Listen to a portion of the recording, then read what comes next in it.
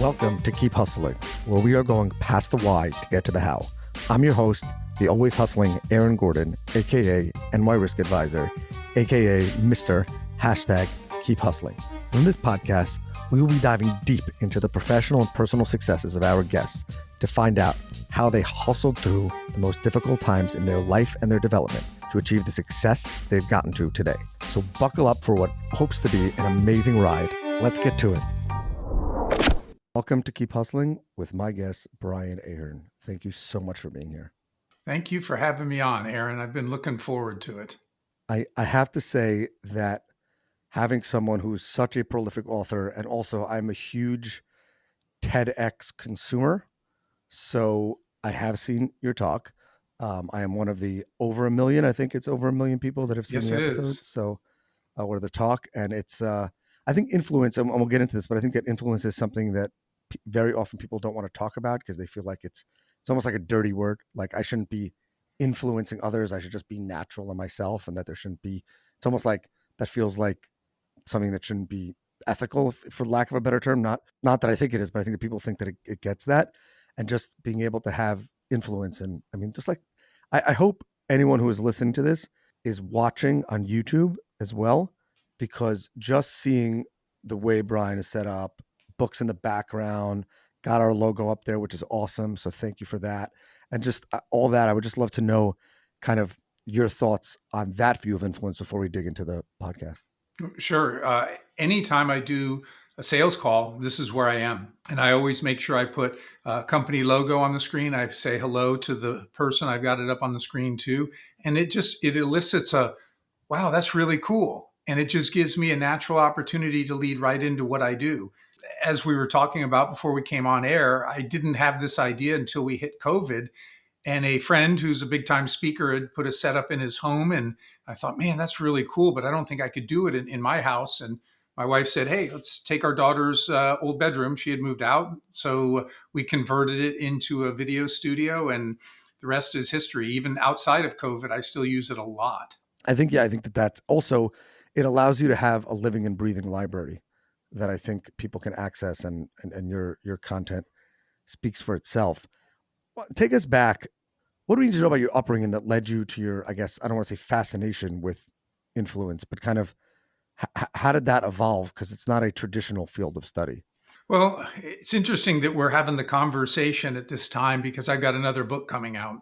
And the book explores my relationship with my late father, who was a Marine and served in Vietnam. And there were many positives about being raised by a Marine, and there were a lot of challenges for our family as well. And I learned a lot from him. And I think as we get older and we reflect more on our upbringing and our parents, we have a lot more grace, from some of the mistakes that they made, but the things that we learned that we just don't realize when we're young. And my dad was a disciplinarian, not like hitting or anything like that, but you just knew you don't mess with my dad. And when he tells you to do something, you better do it. And when he gives you advice, you better think about it. And one of the things that stuck with me that was so helpful, I think I was like 10 or 11 years old, and I had agreed to cut the grass for a neighbor. We had a crappy old lawnmower. It didn't even have a flap on the back. And these were back in the days when you planted your grass, you didn't buy sod. And so I'm cutting the grass, rocks are flying up, they're hitting my exposed legs, and I just quit. I'm not doing it. When my dad got home, I got disciplined, and I spent the weekend in my room. And the message was this: once you start something, you don't quit. And here I am more than almost 50 years later, and I still remember that. And it was so helpful when I stepped out on my own, because you know what? The ships are burned and we're on shore and there's no going back. But I had learned you just don't quit once you start something.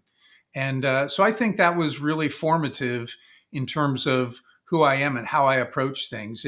When people who've known me for a little bit learn that my dad was in the Marines, I think the light bulb comes on. They're like, okay, that explains a lot. Well, are your shoes always perfectly shined? I do when I travel. And this was more to my old boss. This was funny. When I worked for the insurance company, my old boss called me in his office and he goes, look at this. And he's holding up, I think it was a copy of Rough Notes. And he goes, what do you see?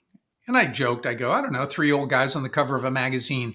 He takes his finger and he draws around this guy's foot. And he says, you'd think if he was going to have his picture on the cover of a national magazine, he would have at least polished his shoes and put on a little toe and heel dressing. And I never forgot that. And so whenever I get ready to go and speak, I always make sure that my shoes are shined, because one thing I've learned is you want to control the controllables. And I don't want somebody to be distracted from my message, which I work so hard to present with the visuals, the stories, everything that goes into it. And I don't want somebody to be distracted because I didn't bother to polish my shoes and they looked terrible. So that was more from the boss than it was from my dad. Well, before we continue, I would just want to say thank you to you and to your family for your service. It really, we're here today because of people like your father. So I can't wait to read the book, but really, well, thank you. I know he would appreciate that. It's true. So that focus on discipline, I'm not disciplinarian, but I assume a certain level of discipline, I assume led you to think about how that impacted you, or how discipline influences some and doesn't influence others. And you talked about shoe shining. What is the power of influence when people actually think about it? Well, the power of influence really is the ability to change how other people think, feel, and behave based on how you communicate with them. Two people can say almost the same thing, but how they say it can make a world of difference. I will give you one quick example. A study that I often share when I speak from the stage was from the University of California. They performed energy audits. They went back to homeowners and they gave them ideas to make their homes more energy efficient. With one group, they told them, if you implement the ideas that we've just shared with you, if you're like the typical homeowner, you'll save about $180 next year on your electric bill. The other group was told, if you don't implement the ideas that we've shared with you today, you will lose about $180 next year on your electric bill because you're going to overpay. Now, Aaron, it's the same $180, right? We're either talking about it as money you could save or money that you're going to overpay. But the people who heard they would overpay 150% more decided to implement the energy saving ideas. So that's an example of almost saying the same thing, but saying it slightly different.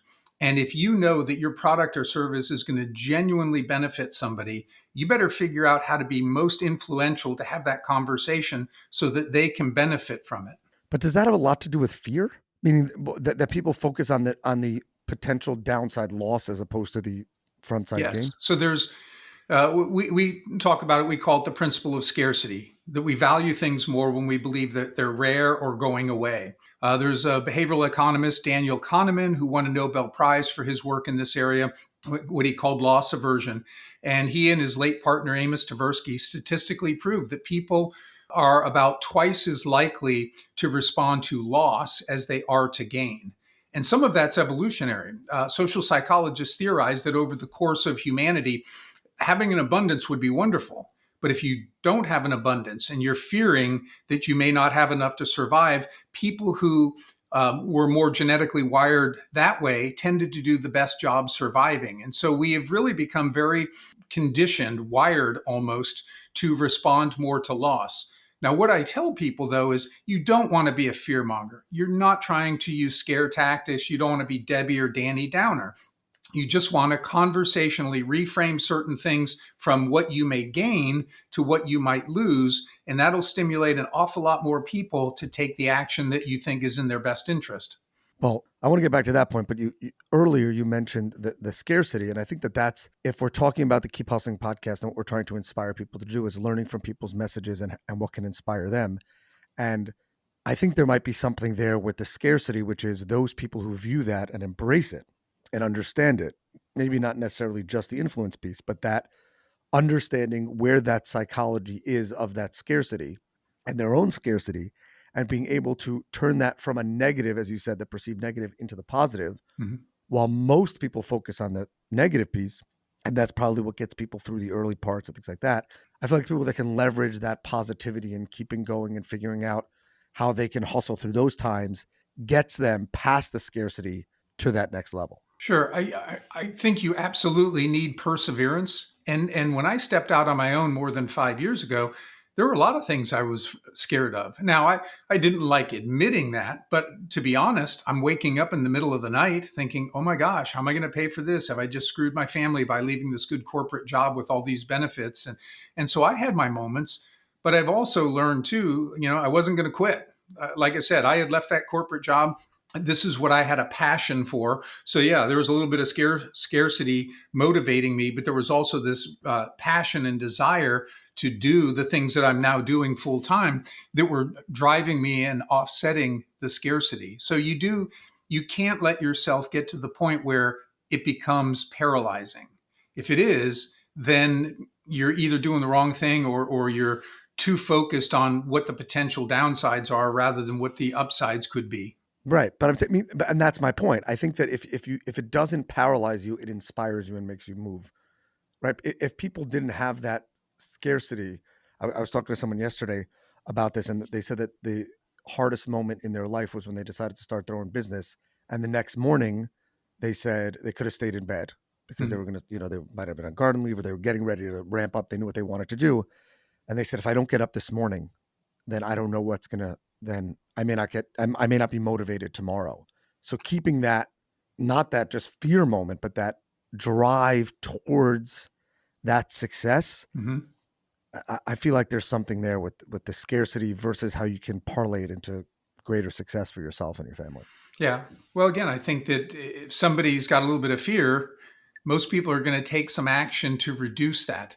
And the action as an entrepreneur is, okay, what is my plan? What are the steps? What are the things that I'm going to do? I was probably 3 months, 4 months into what I do now.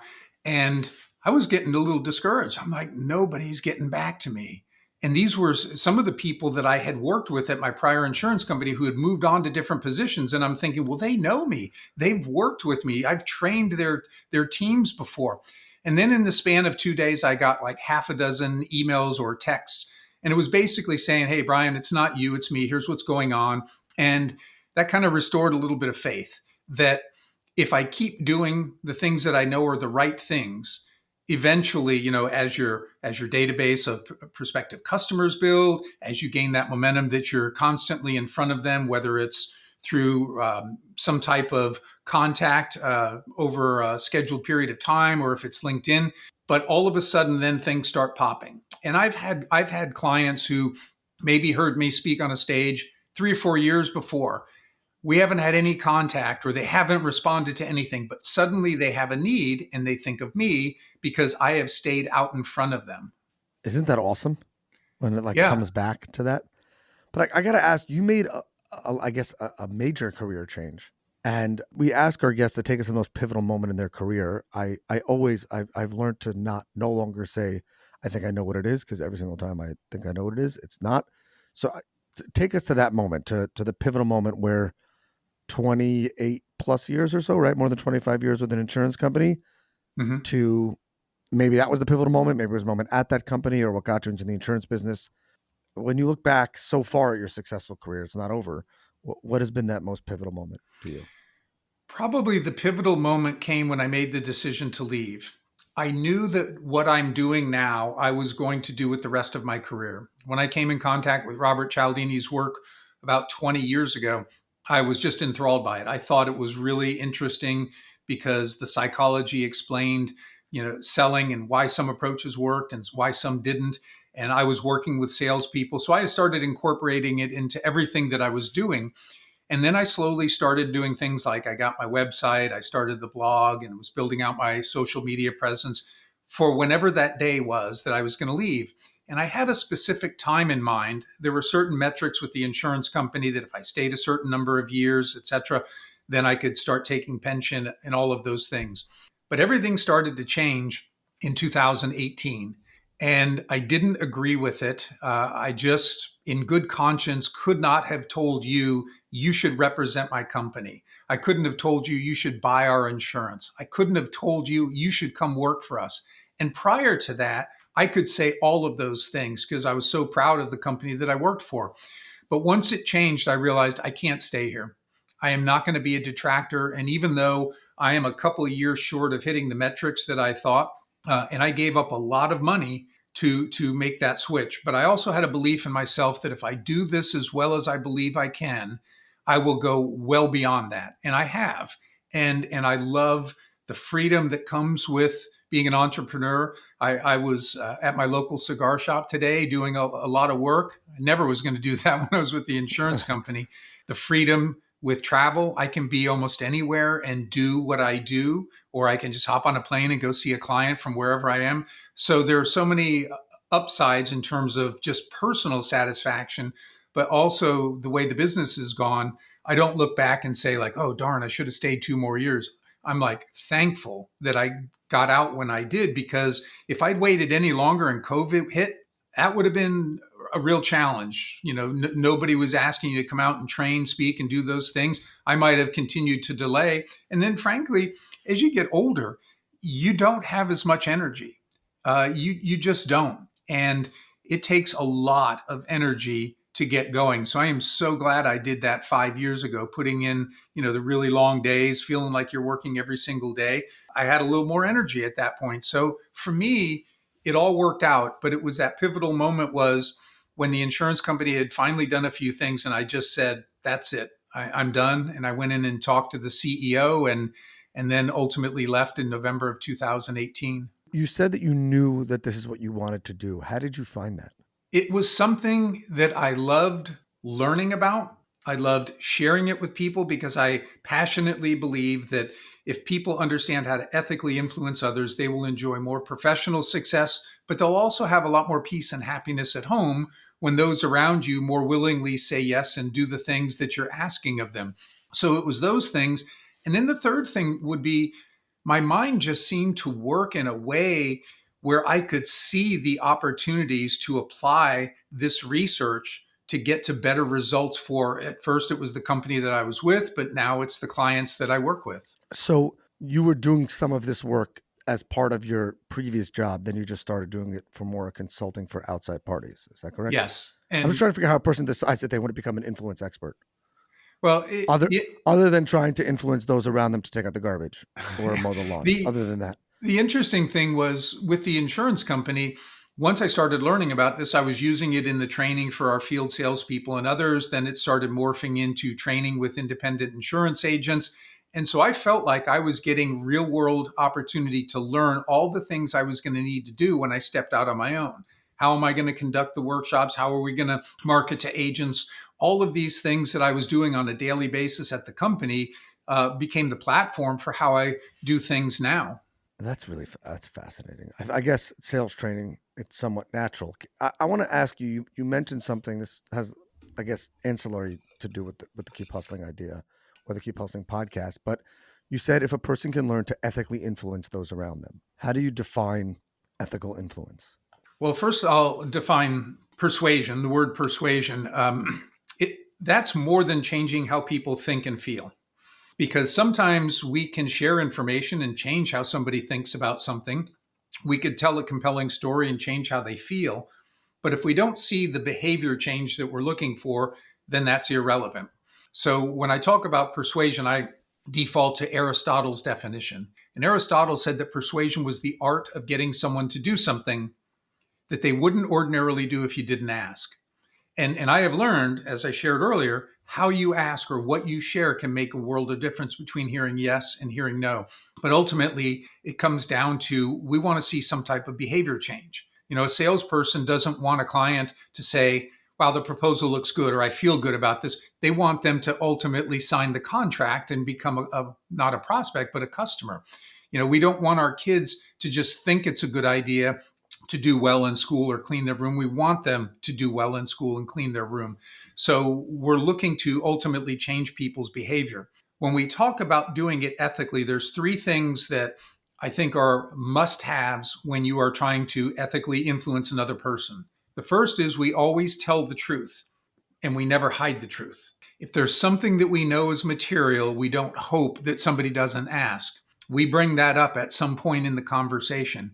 And we can do it in a way that actually makes us a more trustworthy individual. So an example I often use, Aaron, is if you were looking to buy my home and you decided to purchase it, and then when you moved in, you moved the carpet that's in the basement where I have my gym, and you see a crack in the basement, you're not going to be a happy purchaser. And if you were to say to me, hey, Brian, why didn't you tell me about the crack in the basement?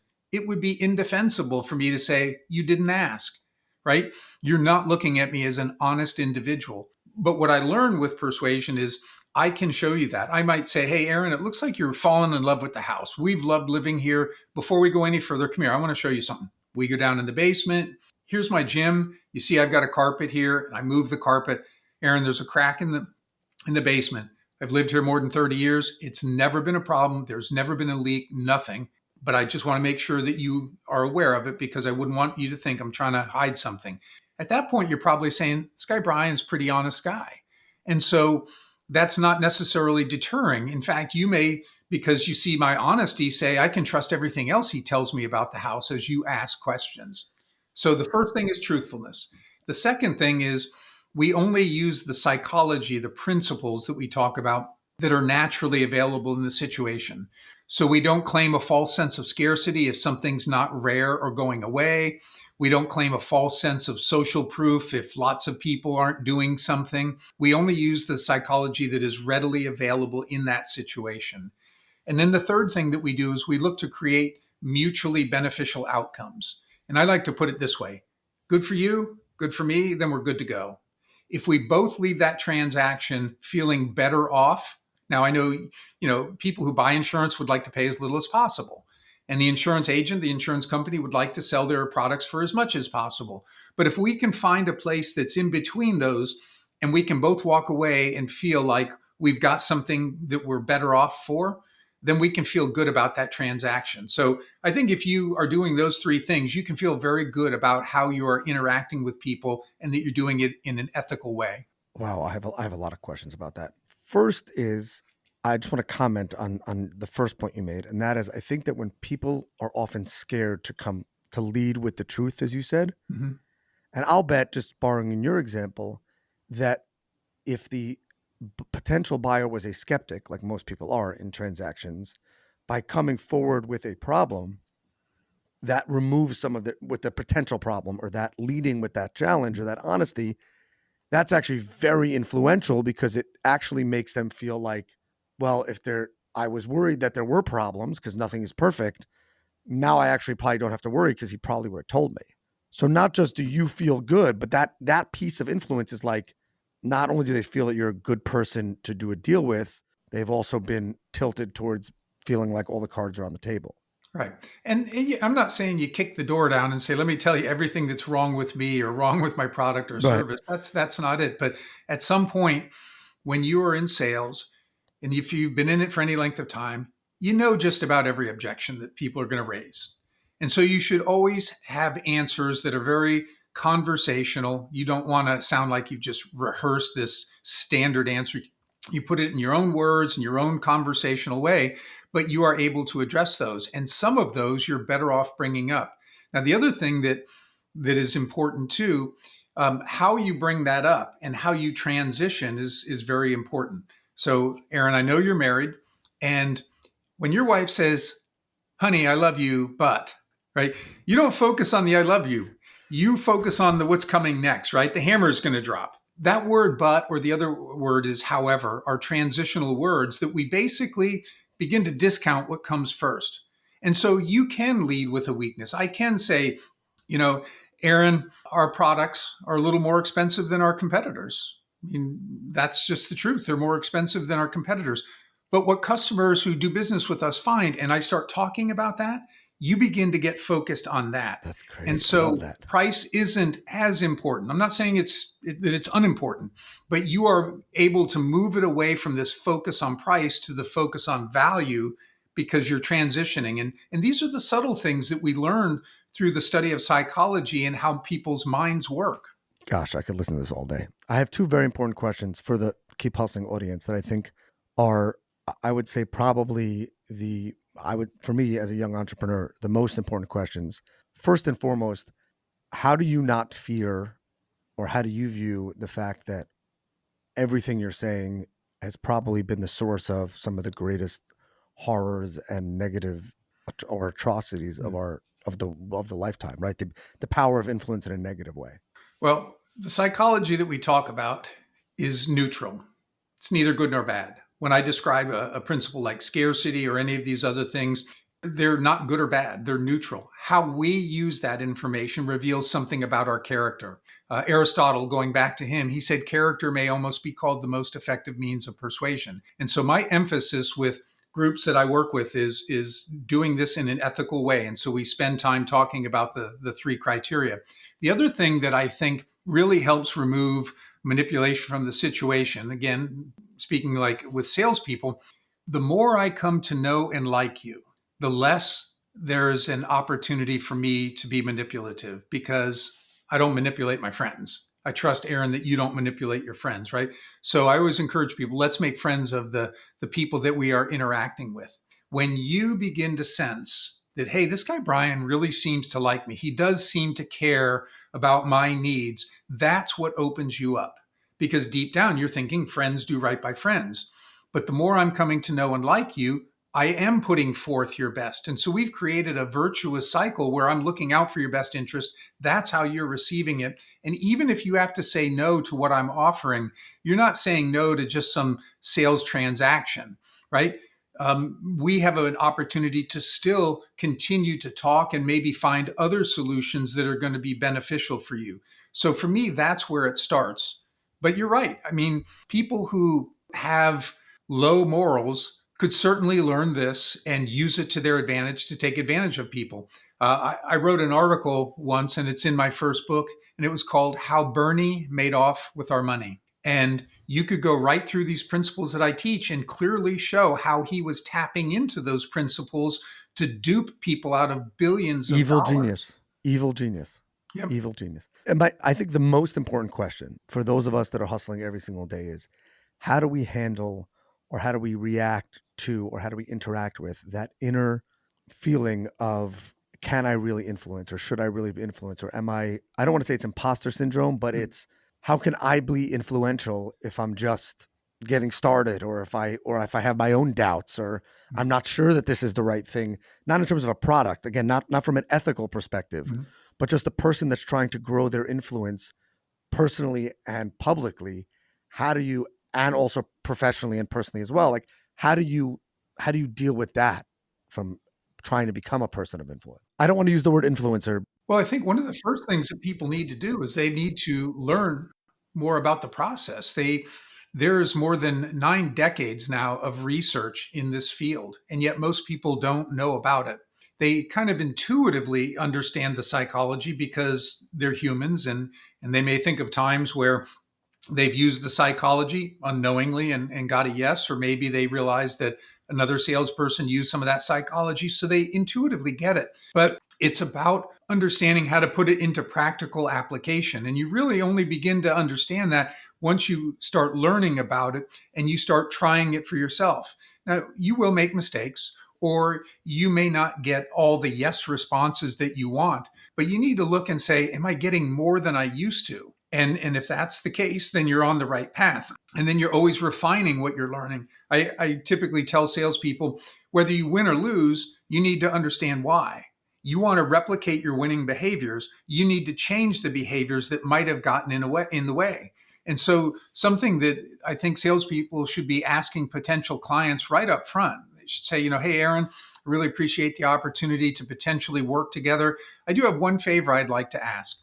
Whatever your decision is at the end of this process, if you go with us, it'll be wonderful. If you choose not to, could I have 15 minutes of your time to understand what went into the decision? Because the best way for me to learn is to understand why clients made the choices that they did. And so once you say, sure, you are more likely to actually do that. If I miss asking that question and then I start calling you up or emailing you, you probably aren't going to respond, because nobody likes the negative news. But if you've given me a commitment up front, then win or lose, when I call you or email to set up a time, you're far more likely to do that. And I've got an opportunity to learn and grow from that conversation. Got it. So that the learning creates that influence in a person. I've been teaching this for 2 decades, and I still learn, or I reread Robert Cialdini's book, or I come across something, I'm like, wow, I can't believe I missed that. Maybe it just wasn't important at the time, but I am constantly learning. And so the people that I am working with, they'll be learning for decades as well. This isn't like, okay, I took this class and now I'm good to go.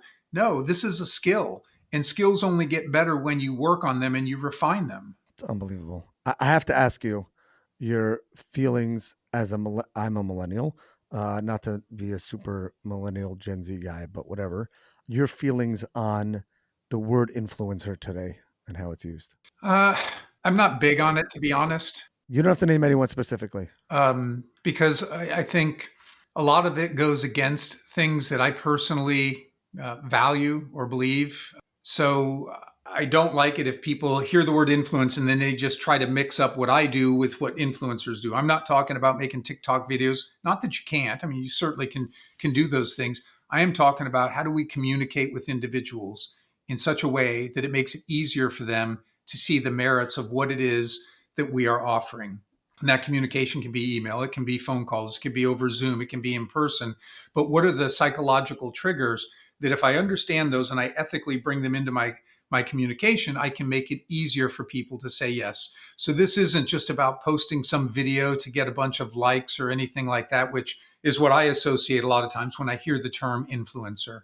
And I think that that's in a lot of the world. What's going away are true definitions, and it's being replaced with some sort of, I don't want to say butchery, but something like that. Where and then obviously you have to fight negative association bias and things like that. But I am absolutely fascinated by what you do, and I think that there's so many people out there that can, especially the hustlers who listen to this, that can benefit from realizing not only their influence or those things that influence them from the outside, but the value in focusing on how I don't think anyone influencing others in a positive way negatively impacts them personally and specifically professionally.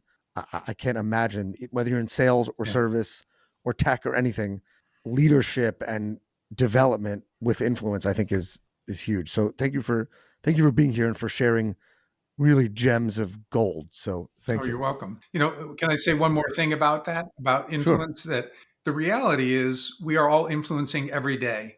I know, Aaron, that you're a dad. When your children were born, they influenced your behavior. They couldn't verbalize what they needed. They cried, and you had to figure out, do we need to burp the baby, change the baby, feed the baby? But that baby was communicating in a way to try to get its needs met. And as we get older and learn how to communicate in different ways, we are still trying to get our needs met. Every person, every day, influences or tries to influence others. Anytime, you're asking for a favor, you want somebody to change their thoughts or their behaviors toward you, you are trying to influence them. So you might as well embrace it and learn how to do it well and learn how to do it ethically. I love that. Maybe your next book can be influencing lessons from newborns or how newborns influence people or something like that. I love that because it is so true. My life, I'm a very proud father of five, but yes, probably the greatest influences on my life now that I think about it, I'm after my parents, so and my wife. So love that. We have a closing tradition on this podcast where we ask our guests to leave our listeners with their favorite all-time or timely inspirational or motivational quote and what it means to them. So Brian, I'm going to say thank you to you again for being here. If you're listening to this episode, make sure you follow Brian, get his book, get the new book, because I'm sure it's going to be amazing. Also, great content always on the social platforms. We'll have all the handles in the show notes. But really, thank you again for being here. Well, I want to give you two quotes. One will be the inspirational, one will be for the hustle. The inspirational one is from Viktor Frankl, if you've ever read Man's Search for Meaning. And to paraphrase, towards the end, he said, in the end, they can take away every human freedom except the freedom to where you will place your thoughts.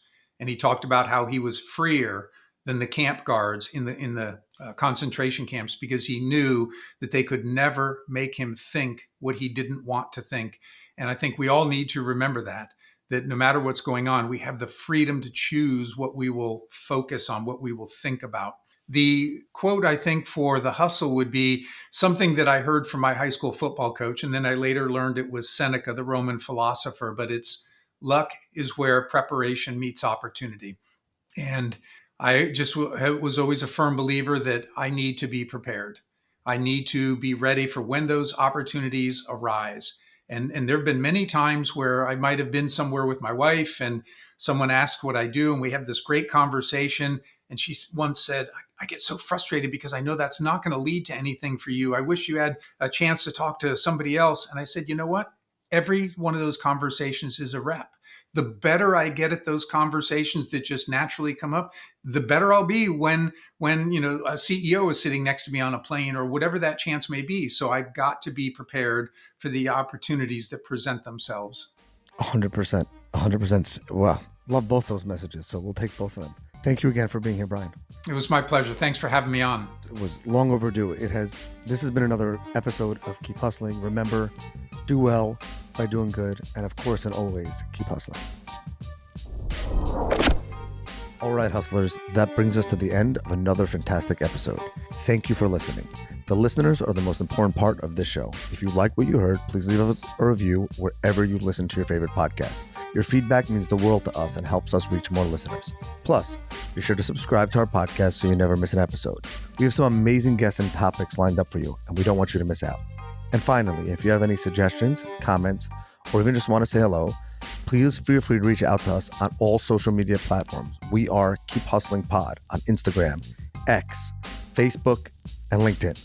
We would love to hear from you to continue the conversation. Thanks again for tuning in and supporting our podcast. We truly appreciate each and every one of you. Until next time, stay curious, stay hungry, and keep hustling.